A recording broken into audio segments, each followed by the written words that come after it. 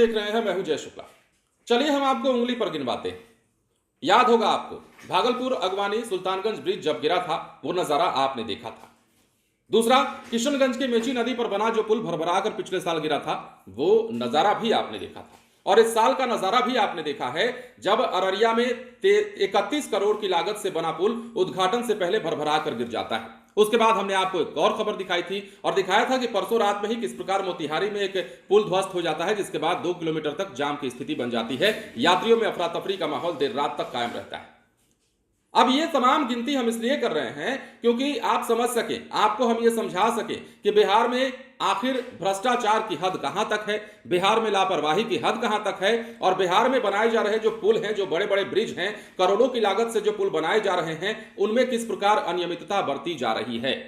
अब देखिए ना, एक बार फिर से बिहार के अररिया में 31 करोड़ की लागत से बना पुल क्या गिरा, उस पर सियासत भी शुरू हो गई और ताबड़तोड़ एक्शन भी शुरू हो गया। एक्शन तो हालांकि जरूरी है क्योंकि बार बार इस प्रकार की घटना से बिहार के माथे पर जो कलंक लगता है, जो कलंक की गाथा लिखी जाती है, वो कलंक शायद कभी ना मिटे। यही कारण है कि अब सरकार ताबड़तोड़ एक्शन कर रही है और बिहार में जो पुल अररिया में गिरा है उसके बाद कई इंजीनियरों को नाप दिया गया है, इन पर ताबड़तोड़ एक्शन हुआ है और उनके खिलाफ कड़ी कार्रवाई की जा रही है। और बड़ी खबर हम आपको बताने जा रहे हैं इससे जुड़ी ही।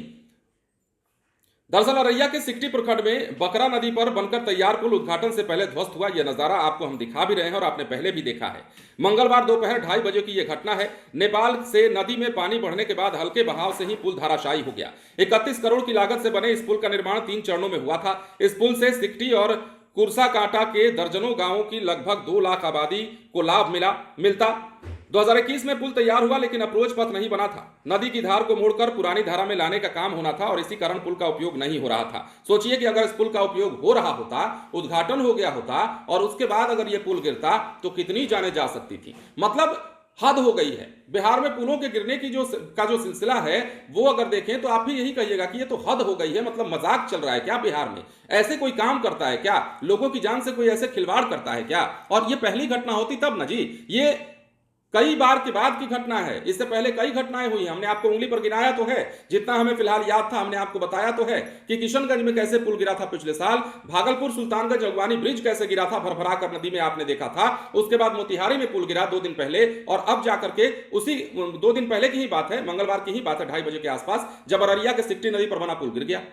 ये मजाक नहीं तो और क्या है। अब देखिए, इस मामले में नीतीश सरकार ने अब तक 4 अभियंताओं को निलंबित कर दिया है। 2 अभियंताओं को मंगलवार को ही निलंबित कर दिया गया था। हालांकि देर रात तक 2 इंजीनियरों के निलंबन का आदेश जारी हुआ, जिसमें तत्कालीन कार्यपालक अभियंता अंजनी कुमार, सहायक अभियंता वीरेंद्र प्रसाद और कनीय अभियंता मनीष कुमार को तत्काल प्रभाव से निलंबित कर दिया गया था। उच्च स्तरीय जांच के लिए 4 सदस्यीय टीम का गठन हुआ। ग्रामीण कार्य मंत्री अशोक चौधरी ने संवेदक के ऊपर FIR दर्ज कराते हुए उनको ब्लैक लिस्ट में डालने का निर्देश भी दिया है। तो बड़ी कार्रवाई हो रही है। राज्य सरकार ने बकरा नदी पर बने पुल के गिरने की जांच के लिए 4 सदस्यीय टीम का गठन किया है। ये टीम लगातार जांच कर रही है और इसी जांच के तहत जो है कार्रवाई भी ताबड़तोड़ की जा रही है। अब देखिए, अभियंता प्रमुख सह अपर आयुक्त सह विशेष सचिव भागवत राम ने जांच के दल को पुल के फाउंडेशन की गहराई, निर्माण कार्यों में प्रयुक्त सामग्री की मात्रा और गुणवत्ता तथा कराए गए कार्यों के विविध पक्ष की जानकारी इकट्ठा कर अपने मंतव्य के साथ 7 दिनों में रिपोर्ट देने को कहा है। साथ ही निर्माण एजेंसी को ब्लैक लिस्टेड करने की भी तैयारी चल रही है। तो ये बड़ी कार्रवाई होने जा रही है। इसके साथ ही कई सारे ताबड़तोड़ और एक्शन किए जा रहे हैं, लेकिन सवाल वही है कि आखिर बिहार में इस प्रकार पुल गिर कैसे रहे हैं। सिकटी प्रखंड में बकरा नदी पर जो पुल बनकर तैयार हुआ था वो कैसे गिर गया? 31 करोड़ की लागत से यह पुल कैसे गिर गया? मतलब करोड़ों रुपए पानी में बह जाएं, आपको कोई चिंता नहीं होती है। आप लापरवाही करेंगे मतलब करेंगे, भ्रष्टाचार करेंगे मतलब करेंगे। और खबर तो यह भी है, वहां के जो स्थानीय लोग बताते हैं जो ये पुल बनकर तैयार हुआ था, ये कैसे तैयार हुआ था। इस पुल को बनाने का जो सिलसिला है, बनाने की जो प्रक्रिया है, ज्यादातर रात में की जाती थी। कई लोगों ने इसके खिलाफ आवाज भी उठाई, कई लोगों ने इसके खिलाफ बातें भी कहनी शुरू कर दी, लेकिन कहां मानने वाले थे ये लोग। इन्हें तो ये पता था कि उद्घाटन होते होते हमारा काम निकल जाएगा, उसके बाद हम अपना पल्ला झाड़ के निकल जाएंगे। बाद में कितने लोग मरते हैं, कितने लोग नहीं मरते हैं, कितने लोग घायल होते हैं, दबते हैं, कोई फर्क नहीं पड़ता है। लेकिन अब बड़ा एक्शन, अब सरकार ने यह मन बना लिया है कि कंपनी को ब्लैकलिस्ट किया जाएगा और इसके साथ ही 4 अभियंताओं को, मतलब 4 इंजीनियर्स को भी इसमें सस्पेंड कर दिया गया है और यह ताबड़तोड़ एक्शन अब भी जारी है और कई लोग इसकी जद में आ सकते हैं। बहरहाल बने रहें लाइव सिटीज के साथ। धन्यवाद।